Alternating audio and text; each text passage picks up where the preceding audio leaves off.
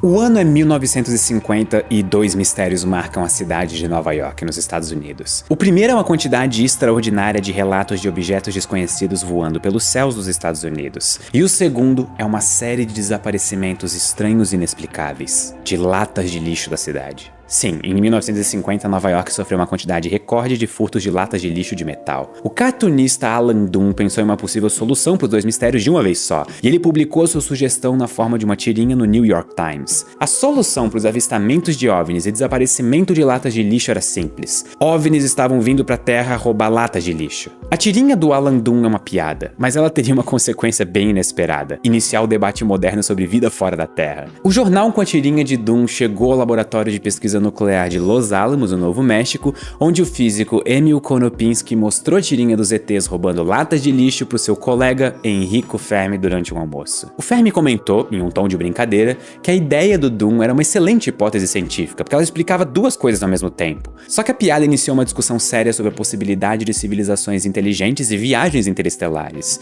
E como toda boa conversa de almoço, a conversa evolui para outros temas mais mundanos, nada relacionados com astronomia ou vida fora da Terra. Só que o Fermi estava meio fora dessa segunda parte da conversa. Ele pensava em silêncio, até ele interromper a conversa com uma exclamação que entrou para a história: onde está todo mundo? Os outros cientistas logo entenderam que o Fermi não estava falando das mesmas coisas que eles, mas sim continuando a conversa sobre vida fora da Terra. O Fermi tinha feito algo que ele fazia muito bem: estimativas numéricas complicadas. Esse tipo de exercício inclusive ficou conhecido como estimativa de Fermi. A estimativa de Fermi mais famosa é a pergunta: quantos afinadores de piano existem em Chicago? Fermi usava senso comum e raciocínio lógico para deduzir um número aproximado, e ele era muito bom em chegar perto da resposta correta. Até por isso esse tipo de estimativa mental ganhou o nome dele. A pergunta que o Fermi tinha acabado de estimar na sua cabeça era a seguinte: quantas civilizações inteligentes existem na nossa galáxia? A conclusão dele foi a de que deveria existir tantas civilizações que nós já deveríamos ter visto alguém. Então a pergunta que pairava no ar era: onde está todo mundo? Esse é o paradoxo de Fermi. Se a Terra for um planeta comum, então o universo deve estar cheio de vida. Mas não importa onde nós olhamos, não vemos sinais de vida nenhum. É como se o universo inteiro fosse só nosso. Então como nós podemos conciliar esses dois fatos? O paradoxo de Fermi é uma das principais formas de discutir a possibilidade de vida fora da Terra. E ele é interessante não porque ele não tem uma resposta, mas porque ele tem muitas respostas, e cada possível resposta faz sentido em um universo diferente. A resposta especialmente interessante que eu quero abordar nesse vídeo é a seguinte: será que nós somos a primeira, ou uma das primeiras civilizações a existir na nossa galáxia? Essa resposta em um primeiro momento parece desagradável, porque ela parece colocar a humanidade em um lugar especial na história do universo. Mas alguma civilização tem que ser a primeira.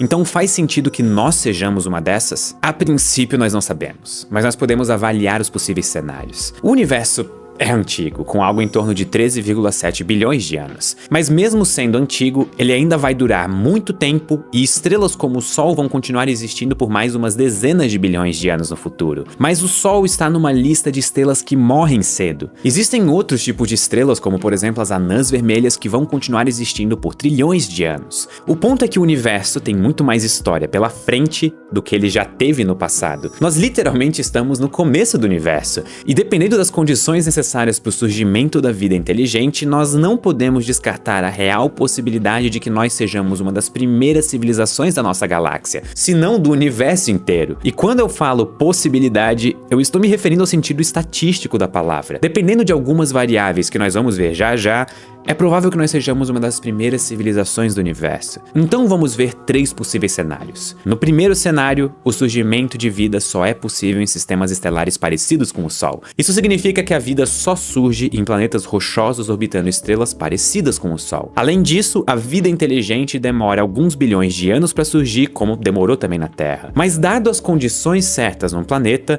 é provável que vida inteligente surja em algum momento. Tudo que nós precisamos é de tempo suficiente. Esse cenário é chamado de princípio da mediocridade, porque ele assume que a humanidade é um exemplo perfeitamente mediano de civilização. Em outras palavras, nós não temos nada de especial. Nós habitamos um planeta de um tipo comum, em uma estrela de tipo comum. Nós não nos tornamos quem nós somos por algum motivo excepcional, além de pura probabilidade estatística, que estavam a nosso favor, por sinal. E mesmo levando em conta essas condições e esse cenário, nós ainda estamos relativamente cedo na história do universo. Falando em termos de estatística, o melhor momento para a vida inteligente existir no universo ainda não chegou. E isso só vai acontecer daqui a uns 15 bilhões de anos, porque esse é o período em que vai existir o maior número de estrelas como o Sol na Via Láctea, que é a nossa galáxia. Ou seja, a maior parte das civilizações inteligentes que a galáxia vai ter ainda não nasceu.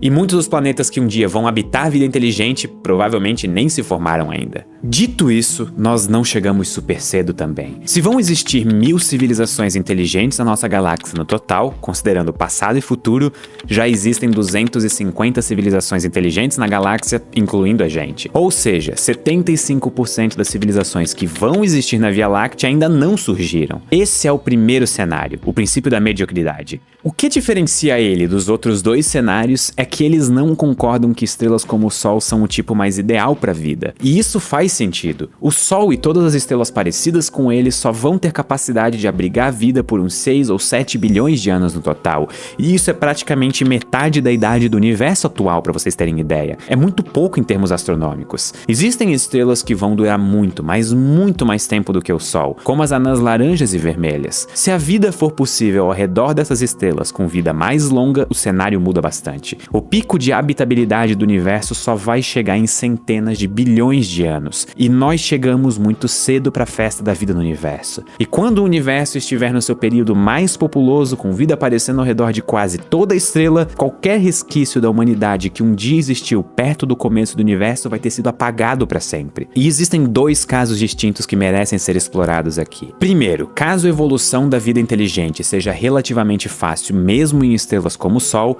nós somos uma das primeiras civilizações da galáxia. Se vão existir 1000 civilizações na nossa galáxia, nós de fato somos a primeira. Se vão existir 10.000 civilizações, estamos entre as 10 primeiras. Ou seja, 99,9% da vida inteligente que vai existir no universo ainda nem surgiu.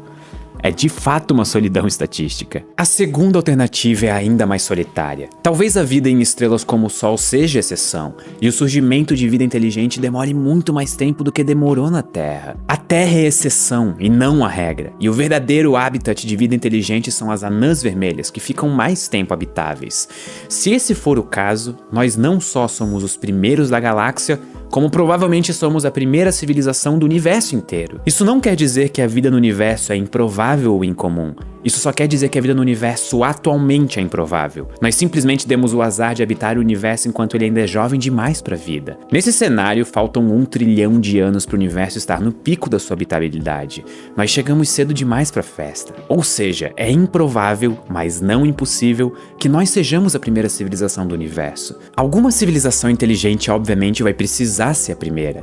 E como o universo ainda está longe do seu período de maior habitabilidade, 99,9% das civilizações inteligentes que vão existir provavelmente nem tem o seu planeta formado ainda. A primeira ou primeiras civilizações com certeza vão olhar para o céu e elas vão ficar espantadas com o silêncio observado em todas as direções.